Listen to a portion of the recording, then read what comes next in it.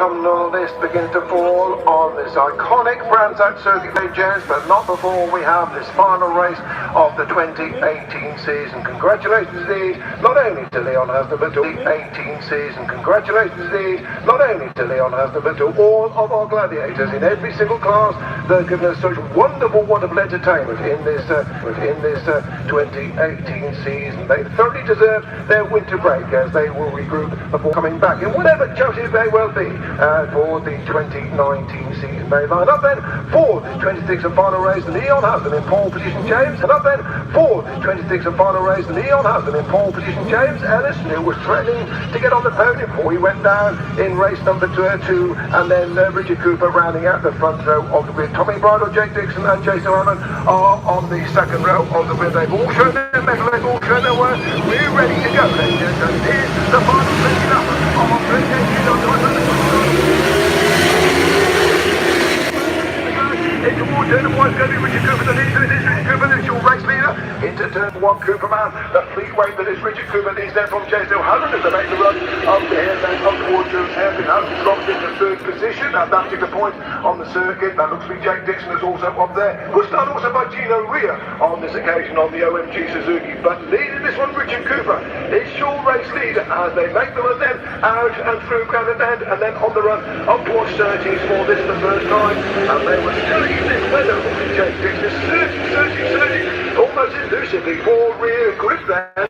The back end there, joins me, the back end there on the Royal Air Force Regular Reserves Kawasaki, slithering and sliding, but not certainly going in a front ways position. Jake Dixon, one of many, Fred. Peter Hickman also struggling to find any grip whatsoever as they came out of Graham Hill Bend, but fortunately all of them staying on two wheels and upright. And all on their way in towards Hawthorne Bend. They've gone through Hawthorne, they're heading then on toward Westfield Corner. Richard Cooper, number 47, 22 O'Halloran. There's Tommy Bridle right on the back wheel of Leon Haslam, and then there's Christian Evans launching there as well in that leading position. Conspicuous by himself at the moment though is James Ellison. James did not get a particularly good start from the front row of the grid. I've just seen where James Ellison is as they come through to complete this lap. He was running up there with the leaders into Roy. Always way back is James Ellison now. He must have had a disaster on that first lap. He's about 15th or 16th place coming in towards Sterling's for this the first time. Not really capitalising there, Jack, on that front row position. No, he's had an absolute nightmare as James Ellison in his last race of the championship this year on the front row, having made such great progress in the last race.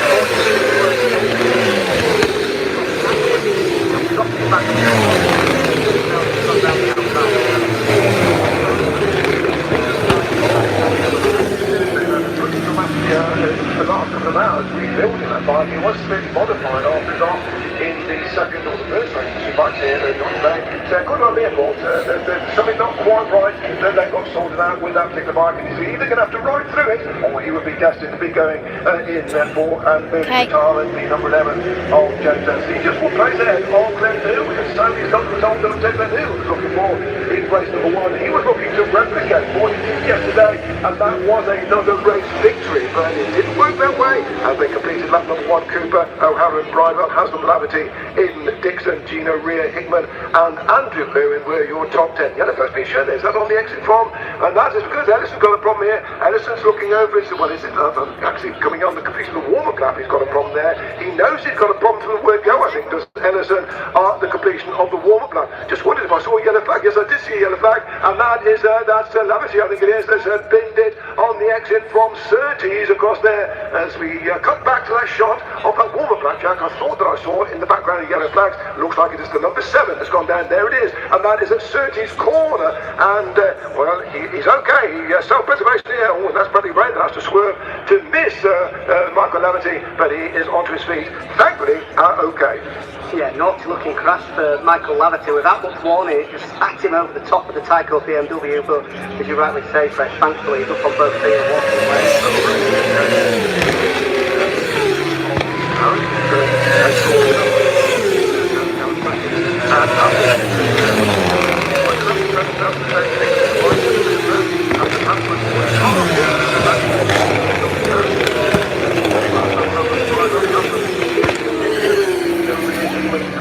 Nice there, Andrew Lewin is 10, Bradley Way 11, Josh Elliott is running 12, Danny Kent is 13, Silver Barrett is 14, the Glen Evans is 16, Head of Edison, Mossy, Shaw, Whitfield, Francis, Harrison, and Zanotti. On the Darwin crushing out, on that second lap, Michael Laverty riding is okay.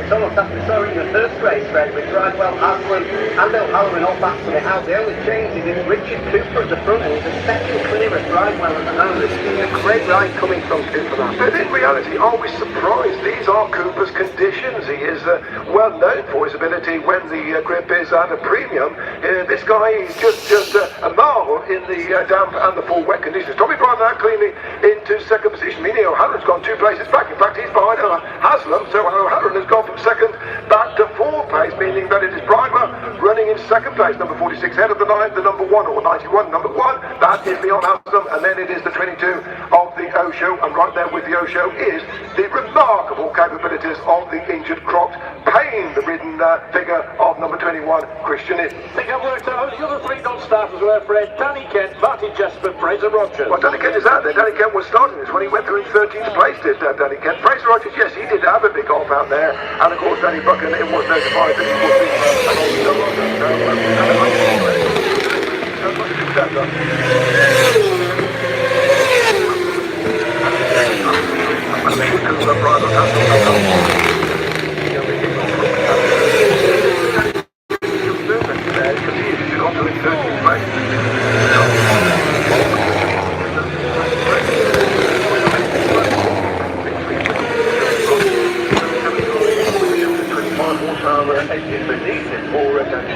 It really wasn't a big arm when he said, well, he's a world champion, he's a former world champion, of course, he's going to adapt to it, he's going to take to it like a double quarter. Doesn't sound like that, Jack. No, he was never going to come here and pull up any trees. I don't think anyone was expecting him to do anything remarkable, but it's going to be interesting to see if he does stay with that team over the winter months with a full pre-season testing campaign under his belt. What sort of a shape will come into it this time next year? Don't want to tempt fate on this one, but I know that Matt Scoop will be checking record books out on this one.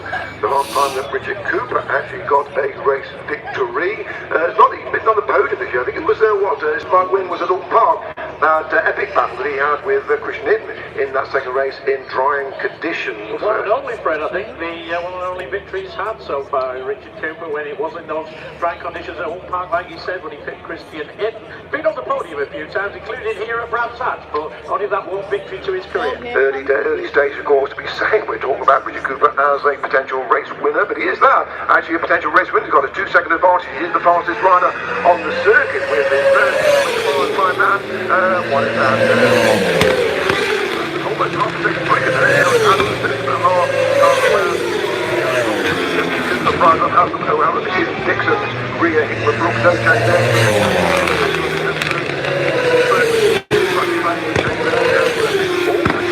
slotting into full of the lead at the moment. That is 12th Elliott, 13th Kent, 14th Barrier. You got to say,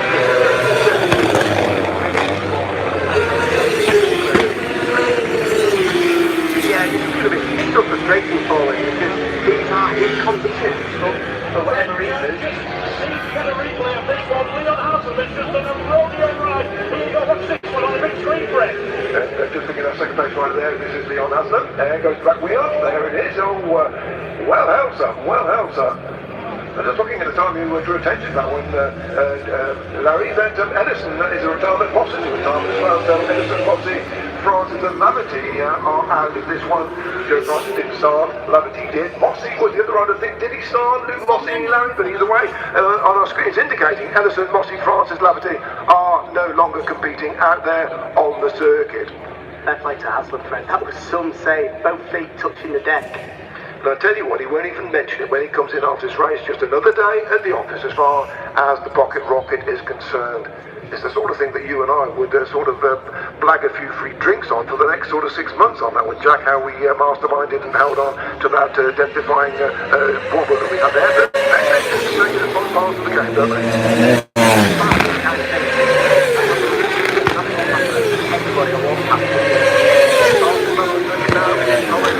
Bridewell is far from Edgerhampton down there in the West Country. Cooper, Bridewell has got to get across 2.5 seconds. Cooper again of lap number 5 is differential being 2.49 seconds between first and second place. O'Halloran's gone back up into third place, and it is by Virgil on that radio act. Place, the change behind, Dixon, up to Ray, Elliott, Ken back, and Whitfield, I think Harrison goes through there. It's Darren Scott, he should be the next rider through, as we can go back then with the race leaders already on their way up toward Hawthorne. Even in these conditions, cracking on 165 miles an hour on the run up toward this uphill right-hander. Through that right-hander, then that short sprint, the Derek Winter straight, that takes them in toward Westfield Corner, then there's a drop in elevation, dropping down on the right-hand side of the tire, curving away right-hand toward Dingle down and up towards Sheen Curve, and then getting ready for the left-hander of Stirling's. Brooksy not looking totally comfortable at the moment. He's running there in 9th place out there on the McCann's Yamaha. He, well, 1.5 seconds back on Hickman, as we have the leaders coming back towards Bridewell. Is the fastest rider on circuit at the moment? Is that gap coming down? Is it going to be reducing here at the end of lap number 5, 2.5 seconds it was? It's going to be slightly less than that, but not by much, Fred. He managed to pull 0.3 in the first sector, but after that, Cooper and Bradley almost equal. 2.49 comes down. On that sort of schedule, yeah, going back all the time, and he won't want to do it all in one lap, Jack, because he will be running the risk of sticking the whole plot down the road. No change of those leading front runners, with the exception of the rear. That's the number 60 Hickman to move ahead of the 7th and 8th positions. Just to give an indication of how hard the front two are pushing at the moment, Fred, they're a second a lap quicker than anybody else out on circuit. Bridewell at 1:39.3, Cooper 1:39.6, then the next best is O'Halloran. The only two that did below the are the leading two. Now they're actually just going quicker and quicker than the other. There's no reason why that should be happening, but the rate is still coming down. The track is not trying in any shape or any form whatsoever. And it's just watching O'Halloran from Haslam, from Dixon, just going through the Hawthorne Hill bend, but way ahead of there. Cooper, he's 2 seconds ahead of Bridewell, who's 3 seconds ahead of O'Halloran. So the leading man, Cooper, is actually 5 seconds ahead of O'Halloran and Haslam and Dixon. As behind them, Tony Kent moves up to 12th place ahead of Joshy Elliott. That is for 12th and 13th position, as we would be having the leaders coming back into the arena to complete lap number 7. No change, Richard Cooper, Cooperman. The rider that can still go half price on the buses around his 35 years of age now. Peter Pan on race. And that gap now has come down to 1.79 seconds. So over the last 2 laps, Tommy Bridle pulled back something like 3/4 of a second between himself and Richard Cooper. Yet again, the best lap going the way of Tommy Bridle on the Moto Rapido Ducati. Still marginally quicker, 39.403 compared to 39.8 of Richard Cooper. Cooper, of course, on this one, Jack, let's not forget that Cooper being the front runner, he's got to gauge his own pace. He'll only see whether he's putting out or being pulled back every time he goes past the pit lane to see his pit board. Yeah, at the moment it's interesting just watching the sector 1, 2 and 3 and 4 as well. It's the right one, just halfway through that first sector as they almost do the Indy circuit. As soon as we go on to the back part of the circuit, that's when Cooper's just able to edge out a little bit more on Bridewell. So they're supposed to be snapped at the moment, but Bridewell's advantage in that first sector is just allowing him to chip away bit by bit, lap by lap. And no change those distance positions behind O'Halloran didn't have some Dixon then. We caught a watching brief there of Dick when Brooksy and Gino Rear in very tight formation, running 7th, 8th and 9th position, meaning that Brooksy has indeed moved ahead of Gino Rear. Now on the big screen is the run up to the sheet curve, and that is O'Halloran 22, that is 21 Hidden, that is the number 1 of Leon Haslam, and right there behind Leon Haslam is the number 27 Dixon, and that then is Dean Harrison, that is tipped off of the the Silicone Engineering Kawasaki number 5. Dean Harrison has crashed out of this rider, is perfectly okay, which is that on the Yeah, just on the exit of Graham Hill Bend. seems to be where most of the riders are having that problem coming out of Graham Hill Bend. Perfectly okay, as Haslam now looks on the side of it, and he moves on the side of Christian. They plummet now down in towards the dip out of Paddock Hill Bend, then make the little steady climb up Halewood Rise, up then in toward Trueys, and then there's a sharp drop down back toward Graham Hill, and then onto the straight. Dixon is frustrated now. Dixon is looking to every day, and he does it. He knows moves to an hidden, so he has lost 2 places over the last couple of corners. That's the 21. Lost that place to Haslam, now lost it to Jake Dixon, as O'Halloran still holds the 3rd position. And as they completed that last lap, it's more or less stabilised up front. At lap number 8, that was 1.75 seconds, so no gain, no loss and Bridewell. Don't change off those positions behind, but we've now got Haslam, who is looking to make the move on O'Halloran. This is the move for the podium here, Jack. His problem there, of course, is that he's got to get across something like about 6 seconds plus before he can even slip from Bridewell's Ducati. It's a big gap that the 2 leaders have opened up over the pursuers. And for Leon Haslam, he won't want to pick up his championship trophy and not be able to stand on the podium in the race as well. He'll be desperate to try and at least get himself onto the bottom step of the podium technically before he collects that British Superbike Championship. Such a shame for Jason O'Halloran, isn't it? It's all a little bit too late for the Osho one that's won that magnificent third in that race earlier on the day. So O'Halloran riding, as we know, is just and a little kick back then that forced him onto a slightly wider exit line out in toward Clark Curve and through onto the Jack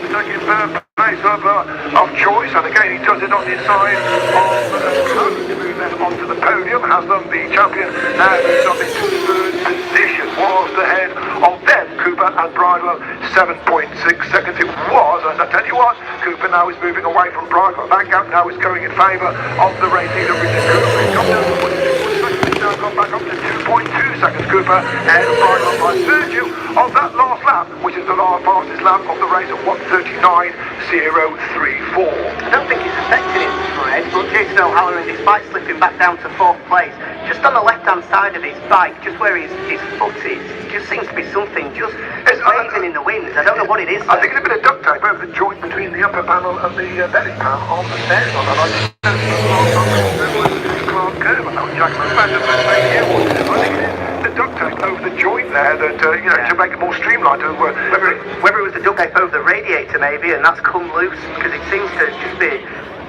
flapping about anyway. I'm not sure exactly what it is. Well, the other thing, Fred, as well, get the mass table out, because with Tommy Bridewell in that 2nd position, what's it doing to the BSB Riders' Cup? Yes, it's going to bring Tommy Bridewell in for favourite. This one I can tell you at the moment. We'll take O'Halloran through just to see what his position is, but Tommy Bridewell running 2nd of the event will be good for 178 points at the moment, and O'Halloran will be coming through, I reckon, what is his position, put him on to 179 points. It would. Let's just Can see. you be on standby? I think they're mucking around with the number Definitely board. on 178 points there. Coming through behind them would be Haslam. It would then be 6 to go through with place. He's going to fifth, and O'Halloran drops back to sixth. 178 points apiece for the Riders' Cup legends, the best of the rest. O'Halloran and Bridewell dead level of 178 points apiece at the moment. I reckon that is the way it's going. Richard Cooper with a massive moment, Fred, just coming out of Graham Hill Bend. We've seen so many go down today. Somehow he's managed to stay on Bridewell to get right onto the rear of it. And the retirement for the number 2 of Glenn Irwin, his final race with the Bournemouth Motorsport Squad to be one squad ends in a retirement. And here's a slow-mo replay then, gents. This is Richard Cooper then, riding it like a speedway rider. And then of course he kicks back, and he's now got to think of the being kicked out the front door, hangs on to it magnificently. The free weight that he is, uses every ounce of his strength, and just unconcernedly just keeps his nose pointed in the right direction. Cooper, Bridewell, Haslam, Dixon in O'Halloran, looks great, would be with O'Halloran, but O'Halloran has definitely faded off of the pace here. There is something wrong there, Jack. It might well be what you observed there with that bit of tape that's running there. Probably nothing. That may well be just to cover the joints of the upper and lower third of that one. But either way, he's dropped almost a second off the pace now, O'Halloran, so he has got a problem. Yeah, it looks cosmetic more than anything. That bit of duct tape that's flapping, but right the same, Fred. It's suddenly jumped off the table like drastically. Meanwhile, at the front of the race, that big moment for Richard Cooper cost him 0.9 of a second. The gap now under a second for the first time in this race. 0.9 the gap. As we've seen, it was one mistake, either by yourself or any of the other riders, it can immediately reflect in the way that they're running on. Cooper goes through 0.9, as you correctly said, ahead of Bridewell. They are 10 seconds clear, though, of Haslam, Dixon in O'Halloran. O'Halloran is still off the pace by a couple of seconds, so he's going slower.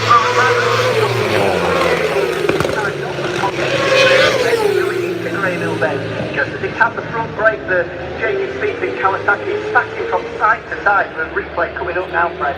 Yes, this is the race every day. This is coming. Oh, and that was on the run down there. He actually got into a big wobble on the run down toward just on the brakes there coming down. He wasn't even into a corner there, Haslam, before the thing cut loose sideways on him and able to bring it back under control. Leon Haslam. But that's allowed Dixon to go over to third place. Haslam now buns off the podium behind them. And we'll keep our eyes on this. 1.9. Let's see when they come through this time to see whether Tommy Bridewell will be given some sort of extra incentive here to go that little bit harder to bring that gap between himself and Richard Cooper. He unmistakably would have seen that leaders are on their way back in toward the arena. Just lost touch ever so slightly on Jake Dixon as a result of that mistake, Fred. It looks to be at least half a second. Meanwhile, it looks like one of the OMG riders has gone down. I think that could be Josh Elliott. That's Josh Elliott who did he crash? It appears so, yeah. Just got the exit. He's forward of 30. So Cooper Bridewell, yeah, he's gone back. Cooper's regained his composure. 5 seconds Brooksy now ahead of O'Halloran, and that is a move that will help the cause of Thomas Bridewell, because with O'Halloran going back into 7th position, that makes O'Halloran will be on 177 points, but with Bridewell running second, he would be, would you believe it, 178 points. He now takes over the cup by just 1 point from James O'Halloran. Lap number 13. Get this one out of the way. Lap number 13 of the 20 laps. That's Cooperman. That's Bridewell on the big screen in toward Hawthorne. Looks like Jake Dixon might just be edging towards consolidating that third place at the moment, Fred. It was 3/4 of a second over the line. Now increased by a further half a second up to 1.2, but just getting held up by Aaron Zanotti in the wrong place, and that's going to allow Haslam to eke a little bit back. Zanotti moves out of the way to allow Dixon through as he's been put 1 lap in arrears. What a campaigner, what a servant he's been to British Superbikes there, Aaron Zanotti. I'll take my hand, Jack, I'll take it off in salute to Aaron Zanotti. Not only a great rider, but one of the nicest guys you'll ever meet in the paddock is Aaron Zanotti. We've given vent to the many stories that he's brought forward over the years. Zanotti's stories, tales to tell, and relate as Cooperman on lap number 9. Cooper now 1.6 seconds. Just gains continue. A 10th here, a 10th there to move ahead of Bridewell, who is in that second place. Remember what, he stayed there. 1 other place on Jason Hamilton. own show here. The promised so much for Jess Herman and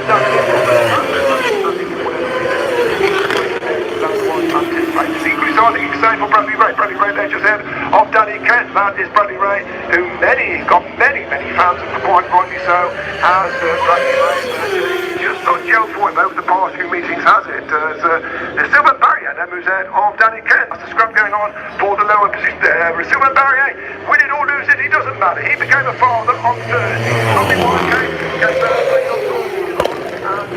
absolutely jubilant as the new father. Silver Barrier, he now entrumps his head of Danny Kent, basically he's ahead of Danny Kent, and then immediately ahead of Bradley Ray. As we go back to Bradley Ray's teammate, Richard Cooper, number 47, carries 47, would you believe it, ladies and gents, because his father did one race on a CP500 Honda all those years ago, and he carried plate number 47, and Richard Cooper thereafter carried that number 47, and has made that number his own throughout his racing career. Cooper, Bridewell, they get 1.6 seconds. We're waiting for the leaders to come through, and where are they? They are now on the run back in toward the arena, the 47 from the 40, from the 27, which is now almost 11 seconds back behind Bridewell, and that would be the Dixon Haslam in Brooks scenario. Gino Rio ahead about O'Halloran, so O'Halloran, he's just dropped a couple of seconds off the pace there, Jack. It's a problem, he's trying to ride through it. It's not a terminal problem, a problem there that has affected the tyres quite dramatically of Jason O'Halloran. Meanwhile, the TV camera's focusing on Richard Cooper, and that gap is 0.7 seconds now. The TV camera has been history so far for Richard Cooper. He's riding his way into a British Superbike race for next year. No announcement on who's going to be here. He's going to make the most of this. His last Superbike race, so patently he has not been offered terms to ride to retain his seat with Bill Bates Suzuki as a Superbike rider. Whether he would be with a same team as he was last year in the stock 1000s, but at the moment it looks somewhat bleak on the horizon for Cooperman. He saying to Larry Carter down there that this potentially is his last Superbike ride. Cooperman, 2 and 3/4 seconds clear of Tommy Bridewell. 9.5 seconds clear now of Dixon. In fact, now Dixon has them all beginning to reel back on Bridewell. Was there a one-off mistake there by Thomas Bridewell on that last lap, or is this the warning of something to come here for Bridewell? Does he now have a problem with the motor Rapido Ducati V-twin? It's going to have to be something quite catastrophic for Dixon Haslam to manage to catch Bridewell. Fred, he's got 9.5 seconds as he went over the line last time. They were only able to pull back a second on him on that last lap. Number 27, Barry there, just keeping ahead of Danny Kent. The running order: Cooper, Bridewell, Dixon, Haslam, Eden, Brooks, Gino Ria, O'Halloran, Hickman, and the top 10 rounded out by Andrew Irwin. The next riders are Silver Barrier, Danny Kent, Bradley Ray, Mason Gould, Sean Winfield, and Aaron Zanotti. 16 riders still circulating, and we are looking at another shot just ahead then of Barrier and Danny Kent. But ahead of them, we have the leaders through. Cooper and Bridewell have gone through to 16. The gap now, 3 seconds in favour of Bridewell. 9 seconds back on that. Yeah, we're not running up on that last lap, because he's gone back now down to the lead of 140s from Bridewell. Haslam's made a mistake on that last lap, Fred, because suddenly he's 3 seconds behind Dixon now, so looks like a yeah, he's going to be out with a question. Yes, he was 1.5 seconds off the pace on that last lap of Darren Dixon. Dixon, who runs the number 27. He holding that third place now. Let's just see on that OMG Suzuki. The big screen is Andrew Irwin from Silver Barrier, Danny Kent going in towards Halligill Bend. Where are the leaders? I can tell you they are already through Hawthorne. They are already on their way through Westfield Corner, dropping down in towards Ingle Down. Was the great Troy Bannish, who's called it Dingley Dangley, and the run then up Sheen Curve, heading then on in towards Stirling's the left-hander, and then the run back coming up to complete lap number 16 for the number 47 of Richard Cooper. Richard Cooper hailing out of Hucknall in Nottinghamshire. That, of course, was where the vertical takeoff jets were originated at Hucknall in Nottinghamshire. The old Harrier jump jets anyway, moving out of that part of the world. Cooper, Bridewell, Dixon has no change, and the gap maintained between first and second within the 21. going through now. It's 4.1, another second. So again, Daddy? it's good match. Continues with the pressure. Another slightly 3 slower laps there until you need to take over. Coming from Bridle now. He's jumped back in the 41. Behind Dixon to 40. That gap now ahead of Dixon from Bridle. I think you're right, Jack. Right, the differential there. Bridle's got enough in hand. It's going to take a monumental mistake or a dramatic Yeah, I think right. Well, quite happy to take a second place. You can see Cooper's pushing hard. Part of the race, 10 laps, better fastest lap of the race, but just couldn't reel him into anywhere under a second. And as a result, I think he's just backed off now with the conditions as they are. With the rain continuing to fall, he's happy to bring it home in second. I was saying that I can part of the there. I'm not quite sure that is the case there. That bit of tape that is flapping from the lower part of the Honda fireplace there of Jason Howland. He certainly has got something on there. It's so much that it's affecting his performance out of the circuit because he, within a couple of laps, dropped from the 40s into the 40s to the second bracket, and as a result of that, has started making his way backwards. He's running 8th at the moment. Is the Osho Jason Howland. That had been a little two-stroke motor star bike or a two-stroke. We've got to say there's the old tape on the radiator to keep the temperature down, but I'm not sure that is the case with the superbikes. Cooper is into lap number 17. Gents, here he is, 47. Richard Cooper. Not thousands of pounds worth of superbike use, a bit of duct tape to stick it together to get it out for the last race. Some mounting compound we call it in the People's Republic, Doctor. Fred, the other thing is with Glenn Richards retiring, brought Brooksy back into the equation for third position in the championship.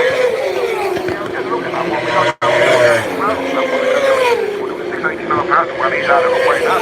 6.13 for Dixon and 5.88 for Glenn Derwin. Means that Dixon on 629 points, but it's 41 about Brooksy. Brooksy in 6th position would then go on to 583 points. That is 5 points shy of taking third place from Glenn Derwin. Take third place overall. It will be Haslam Dixon and the retired Glenn Derwin as we are moving in towards the closing laps of this final race of it's a Richard Silver Barrier.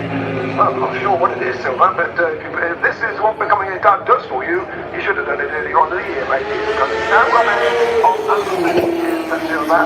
Lovely, lovely guy named Jen Silver Barrier. Always got a perfect smile on his face. And I say that with some sort of respect, because I don't normally say that about the French, do I? I just have a word with your boss, old Macron out there. He's not the best of people, is he? But Silver, he really is a nice guy. He's my favourite Frenchman, is Silver Barrier. He loves us as well because he's living at Henley-on-Thames in Oxfordshire now with Silver, having spent a period of time at Geneva in Switzerland. Here's Leon Haslam. Well, Leon will be packing up the old ice because he's a basically to go out and race on the World Arena. They do love their home about that. None of this fancy cuisine for Haslam. And in toward the final laps of this 20 lap. And that, the big O coming for that back end slide there, by Christian Hidden. Now, on that one, probably stayed there 6th position. As good as the job that I do. 583 points. Why didn't I do this earlier on in proceedings? Really has been unapproachable out there, hasn't he, Richard Cooper? Just in the front from the word go. I think he made the gate in towards having your man up there after. He just had no reason whatsoever to look over his shoulder. He just continues to just pull away from the pursuers. Victory from the final from the captain coming down nicely down to 8 seconds now ahead of barring some sort of a major disaster over the last couple of laps. They are into lap number 19 of the 20-lapper, ladies and gents, as where is Cooperman? He's already coming up toward Stirling's, which will be heading him back in toward the arena and leaving him just 1 lap to go as out at Hawthorne. That behind them is the Dixon situation, and that actually is Iden, Brooksy, and then Haslam, Dixon, Haslam, Iden out there, just looking on the other screen here. Coming back to the arena, looking across now toward the running toward the arena for Richard Cooper. Meanwhile, Haslam is just been passed by Christian Iden, Fred, and now Josh Brooks is all over the back wheel of that JC Kawasaki. well, so that new livery with the gold clearly isn't doing him any good. And Andrew Irwin, they can start for their final race for Paul Motorsport, because that is Andrew Irwin. Now, he will now become what was 11th position, Andrew Irwin, and he rises for the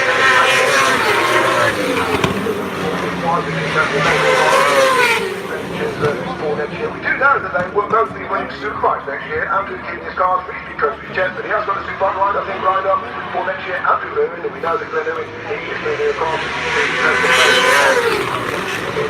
today. It will be the Quattro Class Kawasaki squad.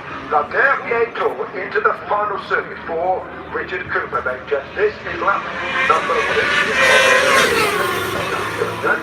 20 is a neck on that one. What would you work on the braces? You don't need to know yourself as long as you know a map that it does. In case my hands on whichever way you look at it. Also, it's the wall.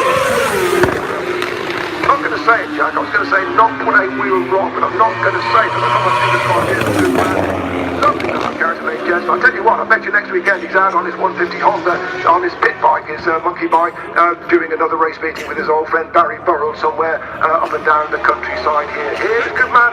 He just has one obstacle to go, and it ain't Beecher's Brook as he comes back in toward the arena. He's just got the clear way, section to go. Ladies and gentlemen, salute what has been a masterful display by Richard Cooper. He picks the bike up, the Bill Bay Suzuki, and he heads on. Well, if he has got a Superbike ride for next year, then it needs to be looking at, because he comes across the line, a magical display. Richard Cooper takes the victory. It's going to be Tommy Farmer to come out in second position, and looking for Tommy Farmer to come out in second place. That will put him on to 178 points in the cup chase on this one. Matt is home, Bridewell is home, Dixon is home in third place. Will there be